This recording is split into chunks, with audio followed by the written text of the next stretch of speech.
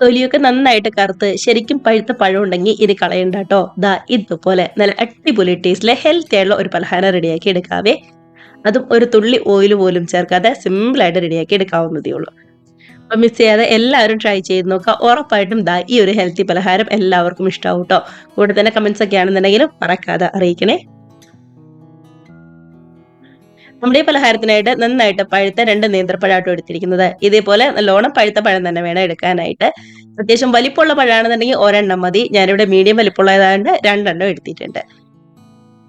കൂടെ തന്നെ 3 കപ്പ് തേങ്ങാപ്പാലും കൂടി എടുത്തിട്ടുണ്ട്. ഇനിയിപ്പോൾ എടുത്തു വെച്ചിരിക്കുന്ന നേന്ത്രപ്പഴം ദാ ഇതേപോലെ ഒന്നങ്ങ് പുഴുങ്ങി വലിയ ചൂടാറി കഴിയുമ്പോൾ ചെറിയ പീസായിട്ട് കട്ട് ചെയ്ത് മിക്സിയുടെ ജാറിലേക്ക് മാറ്റി കൊടുക്കാം. 1 ടീസ്പൂൺ ചെറിയ ജീരകം, അത്രയും തന്നെ ഏലക്കപ്പൊടിയും 1 കപ്പ് തേങ്ങാപ്പാലും കൂടി ചേർത്ത് ഈ പഴം നന്നായിട്ട് തന്നെ ഒന്നങ്ങ് അടിച്ചെടുക്കുന്നുണ്ട്. നമുക്കിവിടെ ആകെ വേണ്ടത് 3 കപ്പ് തേങ്ങാപ്പാലാണ്. അത് ഒരു വലിയ തേങ്ങ നന്നായിട്ട് ചിരകി ദാ വെള്ളം ഒഴിച്ച് ഒന്നങ്ങ് അടിച്ചെടുത്തിരിക്കുന്നതാണ്. ഇതിനകത്ത് 1-ാം പാല് 2-ാം പാല് അങ്ങനെ സെപ്പറേറ്റ് ഒന്നും ആക്കണ്ട. ആകെ ഒരു 3 കപ്പ് തേങ്ങാപ്പാൽ അത്രയും മതി.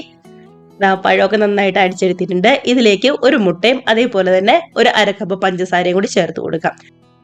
കൂടെ തന്നെ നന്നായിട്ട് കട്ടിയായിരിക്കാനായിട്ട് ഒരു 3 ടേബിൾ സ്പൂൺ ഇതേപോലെ നിറച്ച് തന്നെ കോൺഫ്ലവറും കൂടി ചേർത്ത് കൊടുക്കുന്നുണ്ട്. ഇനി ആ ബാക്കി തേങ്ങാപ്പാല് ഇങ്ങ് ഒഴിച്ചു കൊടുക്കുന്നുണ്ട്. ബാക്കി 2 കപ്പ് തേങ്ങാപ്പാൽ ഉണ്ടായിരുന്നല്ലോ, അതും കൂടി ഒഴിച്ച് ഒന്നങ്ങ് മിക്സ് ആക്കി നല്ലോണം തന്നെ ഒന്നും കൂടി അടിച്ചെടുത്തുകൊണ്ട് വരാം. അപ്പൊ ഇത്രയേ ഉള്ളൂ നമ്മുടെ മിക്സിങ്ങിന്റെ പരിപാടി എന്ന് പറയുന്നത്. നമ്മളിവിടെ കോൺഫ്ലവറിന് പകരം വേണമെന്നുണ്ടെങ്കിൽ അരിപ്പൊടി ചേർത്ത് കൊടുക്കാവുന്നതേ ഉള്ളൂ. പക്ഷെ കോൺഫ്ലവർ ചേർക്കുമ്പോഴായിരിക്കും കുറച്ചും കൂടി ഒന്ന് കട്ടിയായിട്ട് ഇരിക്കുന്നത്. അരിപ്പൊടി ചേർത്താൽ കോൺഫ്ലവർ ചേർക്കുന്ന ആ ഒരു കട്ടിപ്പ് കിട്ടില്ല, ചെറുതായിട്ടൊന്ന് സോഫ്റ്റ് പോലെ ഇരിക്കും കേട്ടോ. ഇനിയിപ്പോൾ നമ്മൾ ഏത് പാനിലാണോ റെഡിയാക്കി എടുക്കുന്നത് ആ പാനിലേക്ക് ഇതേപോലെ നമ്മുടെ പഴത്തിന്റെ മിക്സ് ഒന്നങ്ങ് അരിച്ചങ്ങ് ഒഴിച്ചു കൊടുക്കാം. കണ്ടോ, ബാക്കി വേസ്റ്റ് ഒക്കെ പോയി നല്ല ക്ലീൻ ആയിട്ട് തന്നെ നമ്മുടെ മിക്സ് നമുക്ക് കിട്ടും. ഇതുപോലെ നമുക്ക് കിട്ടിയിട്ടുണ്ട് കേട്ടോ. ഒട്ടും തന്നെ വേസ്റ്റ് ഒന്നും ഇല്ലാതെ നന്നായിട്ട് തന്നെ വന്നിട്ടുണ്ട്. ഇനിയിപ്പോൾ നേരെ അടുപ്പത്തേക്ക് മാറ്റി നല്ലോണം തിളപ്പിച്ച് ശരിക്കും ഇങ്ങോട്ട് കുറുക്കി വറ്റിച്ചെടുക്കലാണ് ചെയ്യുന്നത്. നന്നായിട്ട് ചൂടായി വരുന്നവരെ ഗ്യാസിന്റെ ഫ്ലെയിം ഫുൾ ഫ്ലെയിമിൽ വെക്കുക. അതിനുശേഷം മീഡിയം ലോ ഫ്ലെയിമിലേക്ക് മാറ്റി കൊടുക്കുക കേട്ടോ. ഒരു 2 ടേബിൾ സ്പൂൺ നെയ്യ് ഇതേപോലെ 1/2 ടീസ്പൂൺ വെച്ച് ഇടയ്ക്കിടയ്ക്കായിട്ട് ചേർത്ത് കൊടുക്കുന്നുണ്ട്.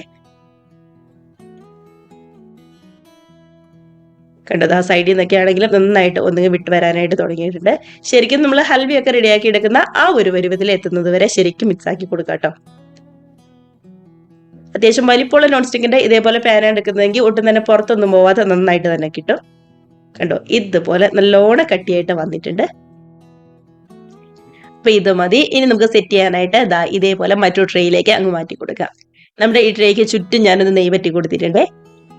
ഇതേപോലെ അങ്ങ് മാറ്റി പതുക്കെ ഒന്ന് ലെവലാക്കി നല്ലോണം തണുത്ത് വരുന്നവരെ വെയിറ്റ് ചെയ്യാം. തണുത്തതിന് ശേഷം ഒരു 1-2 മണിക്കൂർ ഫ്രിഡ്ജിലും കൂടി വെച്ചിട്ട് എടുക്കുകയാണെന്നുണ്ടെങ്കിൽ കുറച്ചും കൂടി നല്ല ടേസ്റ്റ് ഉണ്ടാവും. അപ്പൊ നല്ലോണം തണുത്ത് ശരിക്കും സെറ്റായിട്ട് കിട്ടിയിട്ടുണ്ട്. കണ്ടോ, ഇത് മതി. ഇനിയിപ്പോ മറ്റോ പാത്രത്തിലേക്ക് മാറ്റി ചെറിയ ചെറിയ പീസായിട്ട് കട്ട് ചെയ്ത് കഴിക്കാവുന്നതേ ഉള്ളൂ. അപ്പോൾ ഒരു തുള്ളി ഓയിൽ പോലും ചേർക്കാതെ ഏറ്റവും ഹെൽത്തി ആയിട്ട് നല്ല ടേസ്റ്റി ആയിട്ട് റെഡിയാക്കി എടുക്കാവുന്ന പലഹാരം തന്നെയാണ്. മിസ് ചെയ്യാതെ എല്ലാവരും ട്രൈ ചെയ്ത് നോക്കാം കേട്ടോ. നമ്മുടെ ട്രെയിലാണെങ്കിലും ഒട്ടും തന്നെ ഒട്ടിയൊന്നും പിടിക്കാതെ നല്ല ക്ലിയർ ആയിട്ട് തന്നെ കിട്ടിയിട്ടുണ്ട്. ഇനിയിപ്പോൾ ചെറിയ ചെറിയ പീസായിട്ട് കട്ട് ചെയ്ത് നല്ലൊരു ചൂട് ചായയുടെ കൂടെ എല്ലാവരും ഹാപ്പി ആയിട്ട് ഇരുന്ന് കഴിക്കുക. കൂടെ തന്നെ വീഡിയോ റെസിപ്പിയൊക്കെ ഇഷ്ടമായിട്ടുണ്ടെങ്കിൽ ഒന്ന് ലൈക്ക് അടിച്ച് ഷെയറും കൂടി ചെയ്യാനായിട്ട് മറക്കല്ലേ. നമുക്കിപ്പോൾ ഇതേപോലുള്ള പുതിയ പുതിയ അടിപൊളി വീഡിയോസ് റെസിപ്പീസ് ഒക്കെ ആയിട്ട് വീണ്ടും കാണാം. അതുവരെ എല്ലാവർക്കും ബൈ.